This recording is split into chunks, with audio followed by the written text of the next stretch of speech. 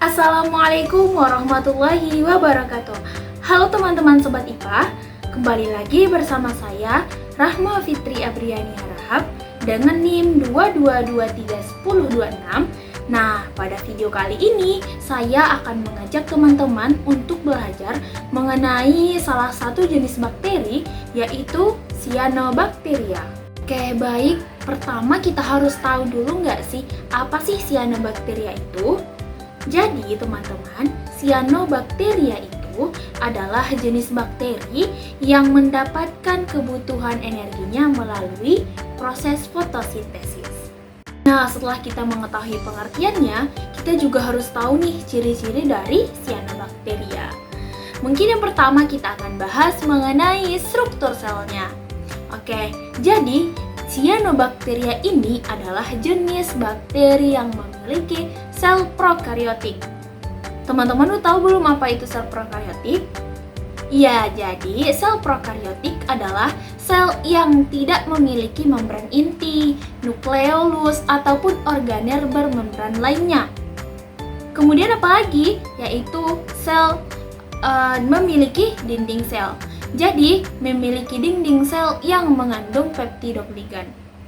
Kemudian, jenis bakteri Cyanobacteria ini memiliki membran plasma juga. Membran plasmanya ini terbuat dari fosfolipid dan protein. Kemudian, ada juga memiliki klorofil, yakni klorofil A dan klorofil B untuk melakukan fotosintesis. Nah, selanjutnya, jenis Cyanobacteria ini juga memiliki phycobilin, yakni pigmen phycobilin ini biasa kita kenal dengan phycocyanin dan phycoerythrin yang memberikan warna biru dan merah pada Cyanobacteria. Kemudian yang terakhir untuk strukturnya itu adalah vakuola gas. Nah, memiliki vakuola gas yang membantu mereka mengapung di air. Itulah dia untuk struktur sel dari Cyanobacteria. Kemudian kita akan membahas tentang ciri yang kedua, yaitu mengenai bentuk tubuh.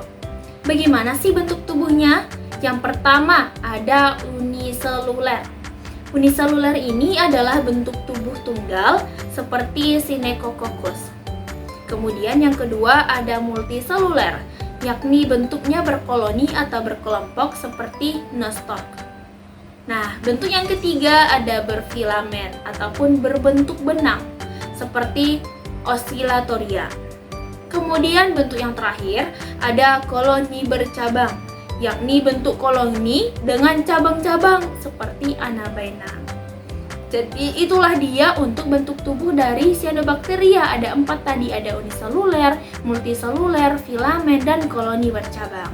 Nah, kita sudah tahu kan pengertiannya, strukturnya, dan juga bentuk tubuh. Selanjutnya kita akan mempelajari habitatnya. Jadi, Cyanobacteria ini terdapat di mana aja sih? Yakni yang pertama ada di air tawar nih, seperti danau, kolam, sungai, dan mata air. Bukan di itu saja, ada juga di air laut, lautan, dan muara. Kemudian di tanah juga terdapat loh, bisa jadi tanah yang lembab dan tanah yang berpasir. Kemudian yang ketiga ada batuan, maupun batuan basah dan batuan yang lembab. Nah, untuk reproduksinya bagaimana? Jadi reproduksi dari Cyanobacteria ini ada 3 guys, yaitu pertama pembelahan biner. Reproduksi aseksual dengan membelah diri menjadi 2 sel baru. Itulah yang disebut dengan pembelahan biner. Kemudian yang kedua dengan fragmentasi. Fragmentasi ini apa? Yakni reproduksi aseksual dengan memecah filamen menjadi beberapa bagian. Kemudian untuk yang ketiga yaitu heterokista. Apa heterokista itu? Yakni reproduksi seksual dengan membentuk heterokista yang menghasilkan sel sperma dan sel telur. Oke, baik, rasanya sudah banyak yang materinya, tapi ada satu yang paling penting. Apa sih manfaat dari Cyanobacteria untuk kita ataupun bagi kehidupan gitu? Yang pertama adalah penghasil oksigen. Jadi, Cyanobacteria ini adalah salah satu organisme fotosintetik pertama di bumi dan berperan penting dalam menghasilkan oksigen di atmosfer. Kemudian yang kedua, bisa sebagai sumber makanan. Jadi, cyanobacteria adalah sumber makanan bagi beberapa hewan seperti ikan dan zooplankton. Oke, yang ketiga bisa menjadi pupuk hayati. Jadi, cyanobacteria ini dapat mengikat nitrogen dari atmosfer dan mengubahnya menjadi senyawa yang dapat digunakan oleh tanaman. Kemudian, yang keempat, manfaat selanjutnya bisa juga digunakan sebagai biofuel, yakni menghasilkan biofuel seperti biodiesel dan biogas. Oke.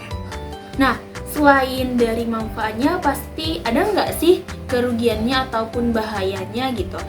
Oke, pasti ada, yakni yang pertama, ledakan alga. Cyanobacteria ini dapat berkembang biak dengan cepat dan menyebabkan ledakan alga.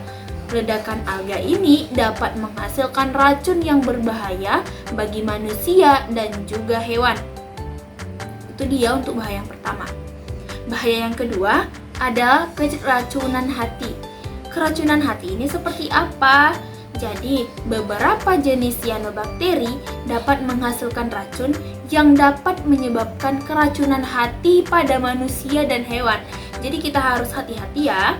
Dan yang ketiga yaitu neurotoksin. Ada yang tahu nggak neurotoksin itu apa? Jadi, neurotoksin ini adalah beberapa jenis cyanobacteria dapat menghasilkan neurotoksin yang dapat menyebabkan kerusakan saraf pada manusia dan juga hewan. Oke, baik teman-teman Sobat IPA, sudah banyak ya materi yang sudah kita pelajari, mulai dari pengertiannya, struktur, ciri-ciri, bentuk tubuhnya, habitatnya, sampai kepada kerugian dan manfaatnya terhadap kehidupan kita. Nah, semoga materi yang sudah dijelaskan ini bermanfaat ya bagi kita semua.